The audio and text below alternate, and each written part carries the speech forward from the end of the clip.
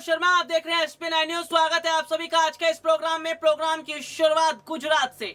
गुजरात में किसका बजेगा डंका, किसकी होगी जीत और कौन हारेगा गुजरात का विधानसभा चुनाव। गुजरात चुनाव से जुड़ी तमाम लेटेस्ट अपडेट लेकर हम हाजिर हैं। इसके साथ ही आज हम ये भी बताएंगे चुनावी रणनीतिकार प्रशांत किशोर का नजारा क्या है, क्या भविष्यवाणी वो कर रहे हैं गुजरात चुनाव को लेकर, और जो प्रशांत किशोर की भविष्यवाणी है क्या ये बताती है आने वाले समय में गुजरात में बीजेपी को झटका लगेगा। कैसे प्रशांत किशोर की नजदीकियां आम आदमी पार्टी के साथ बढ़ रही हैं और कैसे चुनावी माहौल को देखते हुए प्रशांत किशोर ने कहा कि थोड़ा जोर और लगाना है आम आदमी पार्टी को और गुजरात उनका। हालांकि ये बात सच है कि गुजरात में बीजेपी का दबदबा है। पीएम मोदी का गढ़ अगर कहा जाए तो है अमित शाह, तमाम नेता जिनकी जमीन है गुजरात, और गुजरात अगर ये जमीन इन नेताओं के हाथ से खिसकती है तो ये कितने अफसोस की बात होगी। दरअसल गुजरात चुनाव में आम आदमी पार्टी, गुजरात चुनाव से पहले आम आदमी पार्टी एक मजबूत जो है वो स्थिति लेकर बैठी है। गुजरात चुनाव से पहले आम आदमी पार्टी ने अपने कई घोषणा पत्र बताने शुरू कर दिए हैं। क्या क्या सरकार जब बनेगी तो क्या क्या किया जाएगा छात्रों के लिए, युवाओं के लिए और नौजवानों के लिए, गरीबों के लिए। दरअसल दिल्ली के मुख्यमंत्री अरविंद केजरीवाल जो लगातार गुजरात में हैं, प्रेस कॉन्फ्रेंस की जा रही है, लगातार हम देख रहे हैं कि रैलियां हो रही हैं, डोर टू डोर लोगों से मुलाकात की जा रही है। और यहाँ पर एक चीज ये है निकलकर सामने आई है कि अरविंद केजरीवाल जो है वो पॉइंट टू पॉइंट बात कर रहे हैं। ये बात प्रशांत किशोर को पसंद आ गई है। प्रशांत किशोर इस बात को देख रहे हैं और समझ रहे हैं कि बहुत समझदारी के साथ अरविंद केजरीवाल काम कर रहे हैं।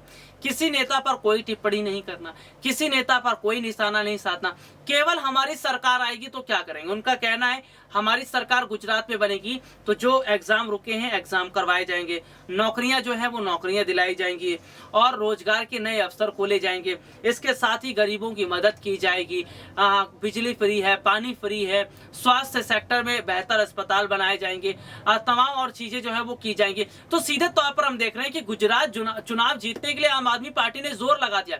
लेकिन गुजरात चुनाव जीतने के लिए क्या आम आदमी पार्टी प्रशांत किशोर का सहारा लेगी?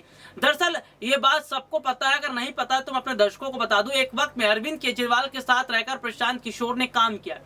प्रशांत किशोर चुनावी रणनीतिकार जिन्होंने एक एक पॉइंट बताया था दिल्ली के मुख्यमंत्री अरविंद केजरीवाल को, और प्रशांत किशोर के उन्हीं पद चिन्हों पर अरविंद केजरीवाल चल रहे हैं। प्रशांत किशोर ने कहा था अरविंद केजरीवाल से कि अगर आपको चुनाव को जीतना है तो केवल मुद्दों पर बात कीजिए, केवल जनता की बात कीजिए, इधर उधर की नहीं, नेताओं पर नहीं, किसी पर निशाना नहीं साधना। तो यही काम आज वो गुजरात में कर रहा है। और हम ये देख रहे हैं कि प्रशांत किशोर आम आदमी पार्टी का जो विस्तार हो रहा है धीरे धीरे, उससे बहुत खुश होते नजर आ रहे हैं, क्योंकि वो इस चीज को समझ रहे हैं।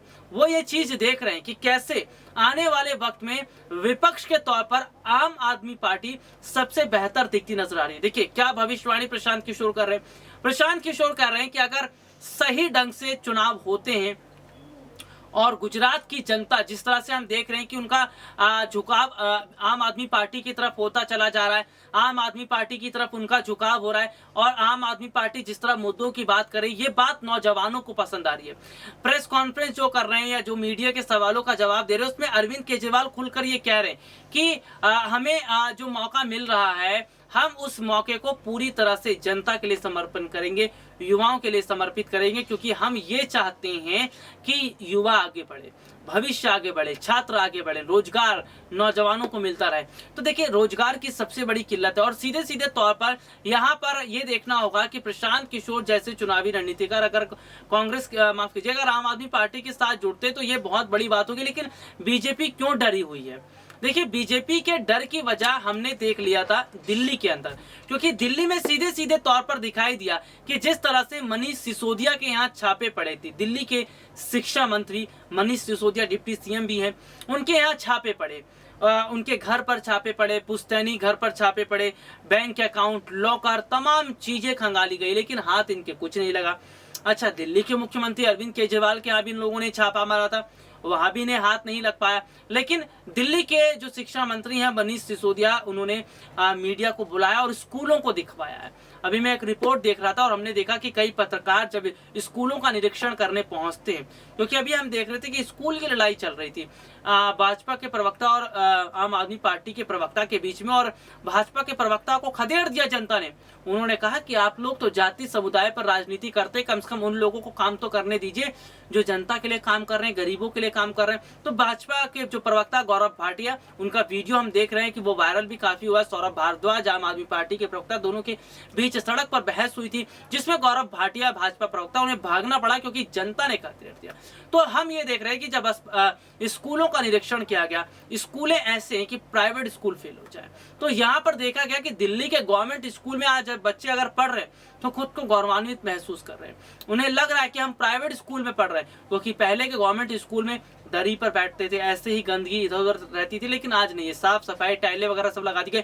तो दरअसल हम ये कहना चाहते हैं कि आम आदमी पार्टी का ये कहना है कि जो भी कलेक्शन हमारे पास आ रहा है टैक्स से, वो तमाम जो है हम जनता के लिए इस्तेमाल कर रहे हैं, जनता के लिए खर्च कर रहे हैं, गरीबों के लिए खर्च कर रहे हैं, युवाओं के लिए खर्च कर रहे हैं, किसानों के लिए खर्च कर रहे हैं, मददगार जो जिनको मदद चाहिए उनके लिए खर्च कर रहे हैं।